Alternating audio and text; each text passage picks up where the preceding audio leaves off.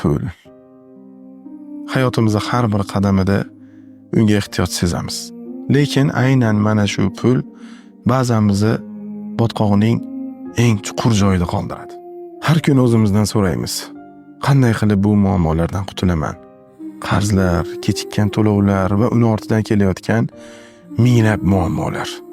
Xuddi qarshingdagi devor borgan sari balandlashib borayotgandek.